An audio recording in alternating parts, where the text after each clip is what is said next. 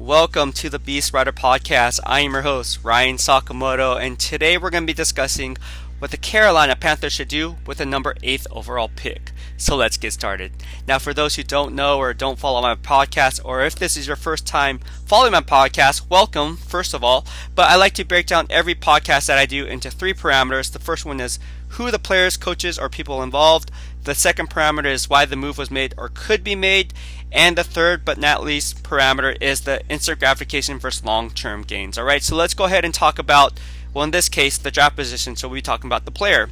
Before we talk about these players that I'm about to discuss, I like to break news, or not break news because I didn't break the news, but tell you guys about the news of the new GM in Carolina, and that is Scott Fitterer. Scott Fitterer, people are asking me who the heck is Scott Fitterer. Well, he was the vice president of player personnel with the Seattle Seahawks. I've been following him for the past, I think, 7 years now. He's been in line and a hot candidate for a GM position.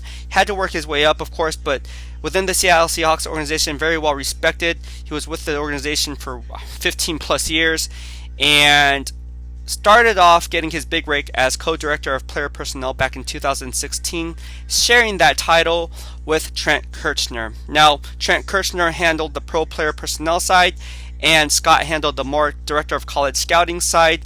So when you put that all together, you get the mesh of the two viewpoints, and then that's how they built up their resume, and that's why the Seahawks are doing so well year in and year out, because you have these great minds that think alike and work together as one. Okay, so that's kind of some background on Scott Fitterer. He'll be working with Matt Rule, and it'll be interesting to see how that dynamic works out, because usually when you're cleaning house as an NFL owner, you really start with the GM, and then the GM picks his hand-selected head coach. Well, in this case, Matt Rule was a holdover from Marty Herney, and Marty Herney's obviously out, and now you have Scott Fitterer in there. So if you're looking at tenure, Matt Rule kind of holds the edge there, even though it's only 1 year, only it's 1 season. But with that being said, there could ensue a power struggle. I don't see that happening initially, but you never know what can happen, especially if they're not winning. And who knows what happens behind closed doors. We've seen it with a lot of teams in the NFL where you have this power struggle on the GM wanting final say, but then the head coach wants say. So how did they come together? We've seen it work out in San Francisco with John Lynch, Kyle Shanahan, teams like that, but those are few and far between. So it'll be interesting to see how they work together and come together as one, because at the end of the day, the common goal is to win a Super Bowl. All right, so let's go ahead and now talk about the players involved at number 8. What should they do with the number 8th overall pick? Well, again, if you follow me on Twitter, or if you don't follow me on Twitter, I do 3 mock drafts. Just some background on who I am and what I like to do and how I like to formulate my analysis and insights. I formulate 3 mock drafts, the first one being around probably the end of February, I would say. And so the first mock draft, without knowing free agency, without knowing salary cap cuts, who potentially could be available for other NFL teams as they rack up their board and kind of see what direction they will go in before they're heading into the draft. I just do it right now strictly on the draft position that is a given that we already know about. So as of right now, I have 3 quarterbacks taken in the top 7 picks. Of course, I just mentioned that the Carolinas pick at number 8. The first pick obviously is going to be Trevor Lawrence to the Jacksonville Jaguars, and Justin Fields and Zach Wilson will be next. However, ordered vice versa, you can switch them out. I don't know where they're going to, who's going to select them, but I do have them going to either the Detroit Lions or the Atlanta Falcons. Pick your poison. They're going to get their quarterback of the future. So at number 8, if the top 3 quarterbacks are taken off the board, because obviously the Carolina Panthers need a quarterback, what do they go? Like, what direction do they go in? Well, if you're sitting there and you're at number 8 and all the 3 quarterbacks are taken off the board, do you reach for a 4th quarterback? Do you take a Trey Lance? Do you take a Mac Jones?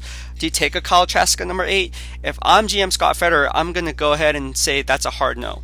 I am going to either take the best player available at number 8 if I'm not available to trade down, or the best option is to trade back and pick up an additional pick. So let's go ahead and talk about that. You know, as of right now, if they have a bunch of needs. You know, let me just read down the needs that the Carolina Panthers have. You know, yeah, they need a quarterback, right?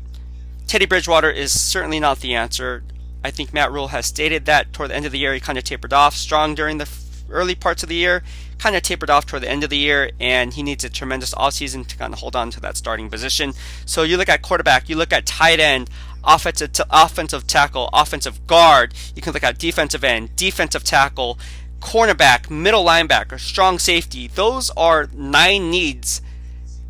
Count them, 9, that Carolina can go in any direction that they choose.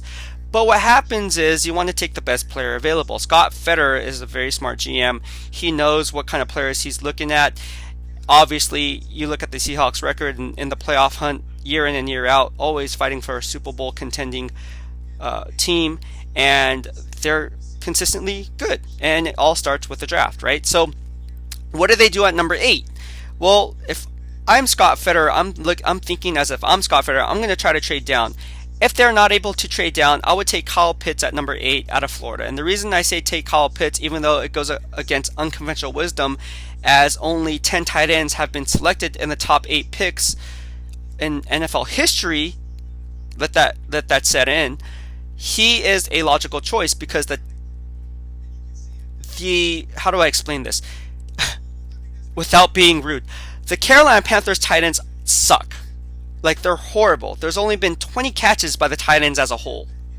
So when you take that into account, they need a tight end, especially in today's NFL. You need a tight end who can not only be an inline blocker, but can take away the seams, holding that safety and that linebacker defending the curl hook route or curl flat route if he's running an out route, and really take and spread out the defense to where the running game can get going and the passing game can get going as well. So Kyle Pitts presents a mismatch nightmare for defensive coordinators because of his height, weight, speed alone. I'll get into that in detail more later. So if they stay put at number 8 and they choose not to trade out, I think Kyle Pitts would be a perfect addition at number 8. However, if I'm Scott Fitterer, I am doing my best to try to trade down. And the reason I say that is because, again, I listed 9 needs that the team can go in, many different directions, and look for them to trade out of that spot. It's one of those deals where they can trade back, I believe, and gain a 3rd round draft pick. So if you trade in, let's say, if you look at the teams behind them, you have teams like the San Francisco 49ers, you have teams like the Los Angeles Chargers, right? You have teams like the Minnesota Vikings, the Dallas Cowboys. If they can trade back a few spots and still land that player at a position of need, that's a win for the Carolina Panthers. And when you look at it, who's going to be available around that time? Well, I have 2 players in mind. Look at Alabama. I'm a big Roll Tide fan, by the way. And happy they won the national championship. But no, big Roll Tide fan. I think 2 Alabama prospects would be hot commodities for the Carolina Panthers. And you're looking at quarterback Patrick Surtain II, a legacy, whose father played for the Miami Dolphins alongside Sam Madison for the majority of his career. And you want to look at Christian Barmore, a defensive tackle, defensive end. He's not scheme dependent. He can play under any scheme, strong at the point of attack, gets his hand up, closing up passing windows, has a strong bull rush, can really create havoc. We saw it in the national championship game, and the stage isn't too big for him when the lights are brightest. So those are 2 guys I want to point out because, again, the Carolina Panthers can get a guy later in the draft by trading back a few spots and still picking up a 3rd round pick. When you look at the NFL draft history and what it takes to move back a few spots in that 10 to 15 range, you're looking at another team at least giving up a 3rd round pick to get into the top 10. So with that being said, the draft position moving from 8 to 10 to 8 to 14 will cost maybe a tail end 2nd or early 3rd round pick. That's what it's going to take. And I think that's the best MO or method of operation that Scott Fitterer should go in because, again, they have a plethora of needs and they need all the draft capital they can get in order to fill those needs and get this ship up and running. So I know some of you Panthers fans are also saying, well, let's release Teddy Bridgewater. Well, you really can't do that. And here's the reason why. Last year, he signed a 3-year, $63 million contract. This year, he has $23 million cap number for 2021 season. When you have a $23 million cap number for the upcoming season and you're associated with $20 million in dead money, the savings from letting him go or releasing him or trading him, whatever, getting him off the books would cost the team, save the team only $3 million. it's better if I'm Scott Fitterer coming into a position, because I ain't make that move, to say, okay, well, he has too much money tied up in dead money. It's better off just keeping him for the $3 million, because who knows if the quarterback pans out, and it's only been 1 year into Matt Rule's offense. Let's give him a second shot, see how he does with a second year, because he did sign him to a 3-year contract. Best bet if you want to move on from Teddy Bridgewater is the 2022 season. If you release him in 2022, his cap number balloons to $26 million, I believe. Let me just double check, and I believe it's $26 million. Yes.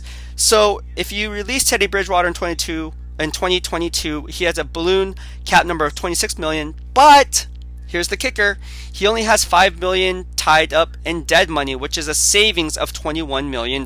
So your best bet would be to use Teddy Bridgewater as the bridge to whoever your quarterback of the future is down the line, whether it's trading up for Zach Wilson, whether it's getting Justin Fields, whether it's trading for a veteran quarterback or bringing in a veteran quarterback. Who knows who that quarterback is, but at least Teddy Bridgewater can be a bridge for at least one more year, because again, he's tied up too much money in dead money.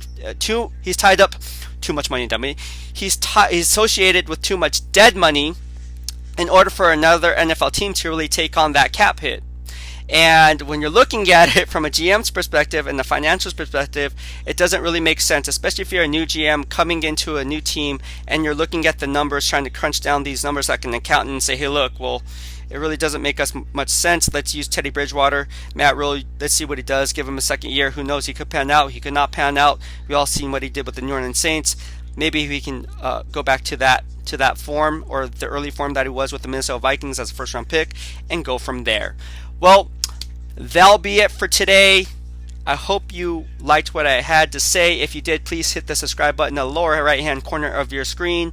Or there's also a thumbs up in all my videos, so you can subscribe there during the broadcast as I keep all things Beast. Thank you for tuning in. Have a good night. Keep pounding. BEASTwriter out.